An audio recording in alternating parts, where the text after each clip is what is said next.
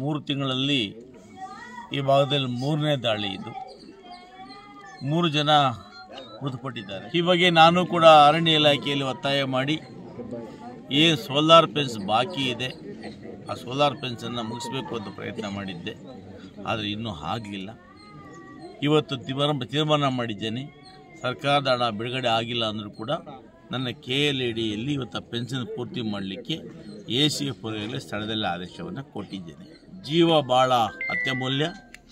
ನಾನು ಗೌರವಾನ್ವಿತ ಅರಣ್ಯ ಸಚಿವರಾಗಿರ್ತಕ್ಕಂಥ ಸನ್ಮಾನ್ಯ ಈಶ್ವರ್ ಖಂಡ್ರೆ ಒತ್ತಾಯ ಮಾಡ್ತೇನೆ. ನಾನು ಅನೇಕ ಬಾರಿ ಮನವಿ ಸಲ್ಲಿಸಿ ಈ ಸೋಲಾರ್ ಫೆನ್ಸನ್ನು ಪೂರ್ತಿ ಮಾಡಬೇಕು ಅಂತ ಮನವಿ ಕೊಟ್ಟಿದ್ದೇನೆ. ಈ ಹಿಂದೆ ಕೂಡ ಘಟನೆಗಳಾದಾಗ ನಾನು ಸನ್ಮಾನ್ಯ ಮಂತ್ರಿಗಳನ್ನು ಖುದ್ದಾಗಿ ಭೇಟಿ ಮಾಡಿ ವಿವರಣೆ ಮಾಡಿಕೊಟ್ಟಿದ್ದೇನೆ. ಈ ಬಾರಿ ಅವರು ಮಂಜೂರು ಮಾಡದೆ ಹೇಳಿದರು, ತಡ ಆಗಿದೆ. ಏನೇ ಆಗಲಿ ಈ ರೈತ ಸಮಸ್ಯೆ ಸಾಲ್ವ್ ಮಾಡೋದಕ್ಕೆ ನಾನು ಅವರೊಟ್ಟಿಗಿದ್ದೇನೆ. ಈಗ ಬೆಳಗಿನ ಜಾವ ಒಂದು ಆನೆ ದಾಳಿಯಿಂದ ಅವರು ಮೃತಪಟ್ಟಿದ್ದಾರೆ ಅಂತ ವಿಷಯ ಗೊತ್ತಾಯಿತು. ಅದಕ್ಕೆ ಈ ಕೂಡಲೇ ನಾವು ನಮ್ಮ ರೆವಿನ್ಯೂ ಇನ್ಸ್ಪೆಕ್ಟರು ಮತ್ತು DT ಇದ್ದಾರೆ, ಮತ್ತು ನಾನು ಈಗ ಸ್ಥಳಕ್ಕೆ ಹೋಗಿ ಭೇಟಿ ನೀಡ್ತೀನಿ. ಈಗ ಅವ್ರದ್ದು ಈಗಾಗಲೇ ಅವ್ರನ್ನ ಆಸ್ಪತ್ರೆಗೆ ತಗೊಂಬಂದಿದ್ದಾರೆ ಅನ್ನೋ ಉದ್ದೇಶಕ್ಕೆ ನೋಡೋದಕ್ಕೆ ಬಂದಿದ್ದೀನಿ. ಈ ಘಟನೆ ಆಗಿರೋದು ತುಂಬ ಒಂಥರ ನಮಗೂ ಮನಸ್ಸಿಗೆ ಬೇಜಾರಾಗ್ತಿದೆ. ಈ ಘಟನೆಗಳು ಮರುಕಳಿಸದಂತೆ ನಾವು ಯಾವ್ಯಾವ ಡಿಪಾರ್ಟ್ಮೆಂಟ್ ಜೊತೆ ನಾವು ಮಾತಾಡಿಕೊಂಡು ಮುನ್ನೆಚ್ಚರಿಕೆಯಾಗಿ ಏನು ಕ್ರಮ ತಗೋಬೇಕು ಅನ್ನೋದ್ರ ಬಗ್ಗೆ ನಾವು ಕ್ರಮ ವಹಿಸ್ತೀವಿ. ಒಂಥರ ನಮಗೂ ಬೇಸರ ಆಗ್ತಿದೆ ವಿಷಯ. ಈಗ ಗೊತ್ತಾಗ್ತಾ ಇದೆ, ಈಗ ಇವ್ರು ಹೇಳಿದಕ್ಕೆ ನಂಗೆ ವಿಷಯ ಗೊತ್ತಾಗ್ತಿದೆ. ಈಗಲೇ ನಾನು ಹೋಗಿ ಆ ಸ್ಥಳಕ್ಕೆ ಹೋಗಿ ಭೇಟಿ ಮಾಡಿ ಅಲ್ಲಿ ಮೂಲಭೂತವಾಗಿರುವಂಥ ಸೌಕರ್ಯಗಳು ಏನೇನು ಬೇಕು ಅನ್ನೋದ್ರ ಬಗ್ಗೆ ಪರಿಶೀಲನೆ ಮಾಡಿ ಕನ್ಸರ್ನ್ ಡಿಪಾರ್ಟ್ಮೆಂಟ್ ಅವ್ರಿಗೆ ನಾನು ಅದನ್ನು ಇಮಿಡಿಯೇಟಾಗಿ ಸಾಲ್ವ್ ಮಾಡೋದಕ್ಕೆ ನಾನು ವ್ಯವಸ್ಥೆ.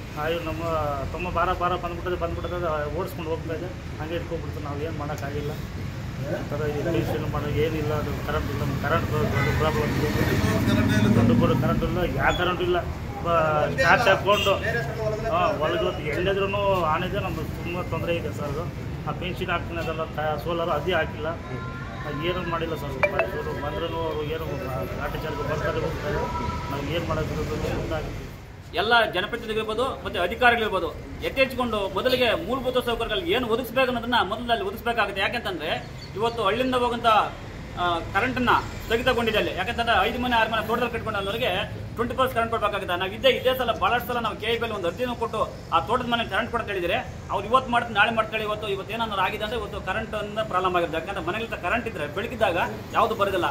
4 ಗಂಟೆಗೆ 5 ಗಂಟೆಗೆ ಆನೆಗೆ ಗಾಳಿ ಮಾಡಿದಾಗ ಅವ್ರು ಏನು ಮಾಡೋಕ್ಕಾಗುತ್ತೆ? ಮತ್ತು ಅಲ್ಲಿ ಕರೆಂಟ್ ಇರೋದಿಲ್ಲ. ಯಾವುದೋ 2 ಅವರ್ 3 ಅವರ್ 3 ಫೇಸ್ ಕೊಡ್ತಾನೆ. ಆ 3 ಫೇಸ್ ಕರೆಂಟಲ್ಲಿ ಅವ್ರು ಚಾರ್ಜ್ ಮಾಡ್ಕೊಳ್ಳೋಕ್ಕಾಗೋದಿಲ್ಲ. ಹಿಂಗೆ ಸಮಸ್ಯೆ ಆಗಿ ಭಾಳ ಮೃತಪಟ್ಟಿದ್ದಾರೆ. ಅಷ್ಟೇ ಮೊದಲಿಗೆ ಏನಿವತ್ತು ಫಾರೆಸ್ಟ್ ರೇಂಜರ್ ಇದ್ದಾರೆ ಮತ್ತು ಅಲ್ಲಿ ಫಾರೆಸ್ಟ್ ಆಫೀಸರ್ ಇದ್ದಾರೆ, ಮೊದಲಿಗೆ ಕೂಡಲೇ ಇವ್ರು ಸಸ್ಪೆಂಡ್ ಮಾಡಬೇಕಾಗುತ್ತೆ. ಯಾಕೆಂತಂದ್ರೆ ಇವ್ರು ಎಚ್ಚೆತ್ಕೊಂಡಿಲ್ಲ. ಇವತ್ತು ಕೋಟ್ಯಾಂತರ ರೂಪಾಯಿ ಹಣವನ್ನು ಬಿಡುಗಡೆ ಮಾಡಿದ್ದಾರೆ ಸರ್ಕಾರದ ನಡನೆ. ಸೋಲಾರ್ ಪೆನ್ಷನ್ ಮಾಡಿ ಆನೆ ಬಂದಂಗೆ ಆನೆ ಕಂದಕನ್ನ ಮಾಡ್ತಾರೆ. ಇದುವರೆಗೂ ಏನು ಮಾಡಿದ್ದಾರೆ? ಇಂಥ ಅಧಿಕಾರಿಗಳನ್ನು ಕೂಡಲೇ ಸಸ್ಪೆಂಡ್ ಮಾಡಿ ಒಳ್ಳೆ ಅಧಿಕಾರಿಗಳನ್ನು ಹಾಕ್ಬೇಕು. ಬಾರ್ಡ್ರು ಆ ಕಡೆ ಆಂಧ್ರ, ಈ ಕಡೆ ತಮಿಳುನಾಡು, ಲಾಸ್ಟ್ ಬಾರ್ಡ್ರಲ್ಲಿ ಜನಗಳೇನಂದ್ರೆ ಇಲ್ಲ ಭಿಕ್ಷೆ ಬೇಡಬೇಕು, ಇಲ್ಲ ವ್ಯವಸಾಯ ಮಾಡಬೇಕು, ನೀರು ಕಟ್ಟಕ್ಕೆ ಹೋದ್ರು ಕರೆಂಟ್ ಕೊಡಲ್ಲ. 1 ರೋಡ್ ಪ್ರಾಬ್ಲಮ್, 2 ಮೂರನೇದು ಆಸ್ಪತ್ರೆ ಕಾಮಸಮುದ್ರ, ಅಲ್ಲಿ 24 ಅವರ್ಸು ಇಲ್ಲ.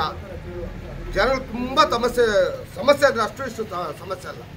ಸರ್ಕಾರ ಎಚ್ಚೆತ್ಕೊಂಡು ಲಾಸ್ಟ್ ಇದರಲ್ಲಿ ಅದ್ಯಾವುದು ಕೋರ್ಟ್ಗೆ ಹೋಗಿದೆ ಅಂತಾರಲ್ಲ, ಕೋರ್ಟಲ್ಲಿ ಇರಲಿ ಅವರು ಜನಗಳೇ ಅದನ್ನು ಪೆನ್ಷನಿಂಗ್ ಹಾಕಕ್ಕೆ ಮಾಡಿಕೊಡೋಕ್ಕೆ ಅಷ್ಟು ಮಾತ್ರ ಸಹಾಯ ಮಾಡಿಕೊಟ್ರೆ. ಒಂದು ಫಾರೆಸ್ಟ್ ಸಾಹೇಬರನ್ನ ಸಸ್ಪೆಂಡ್ ಮಾಡಲೇಬೇಕು. ಯಾಕೆ ಸಸ್ಪೆಂಡ್ ಮಾಡಬೇಕಂದ್ರೆ ಅವರು ಇಲ್ಲ ಎಚ್ಚೆತ್ಕೊಳ್ಳಲ್ಲ. ಬರೋದು ಆ ಲಾಸ್ಟ್ ಬಾರ್ಡಲ್ಲಿ ಸ್ವಲ್ಪ ಕುಡಿಯೋದು, ಆ ಬಿರಿಯಾನಿಗಳು ತನ್ನೋದು, ತಿಂದ್ಬಿಟ್ಟು ಬರ್ತಾ ಇರೋದು. ಹಾಕಿದ್ರೆ ಬಾಂಬ್ಗಳು ಒಂದು 100 ಬಾಂಬ್ ಹಾಕ್ಬಿಟ್ರೆ ಆಗೋಯ್ತು, ಆ ಆನೆಗಳು ಓಡೋಗ್ಬಿಡ್ತು. ಆಂಧ್ರ ಅವ್ರು ಈ ಕಡೆ ತಗೊಳ್ಳೋದು, ತಮಿಳುನಾಡವ್ರು ಈ ಕಡೆ ತಗೊಳ್ಳೋದು, ಇವ್ರು ಕುಡಿದ್ಬಿಟ್ಟು ಬಂದ್ಬಿಡೋದು ಅಷ್ಟೇ ಬಿರಿಯಾನಿ ತಿಂದು. ಆ ಬಾರ್ಡರ್ಗೆ ದಿಕ್ಕಿಲ್ದೆ ಆಗ್ಬಿಟ್ಟದೆ. ಇಷ್ಟಿದೆ.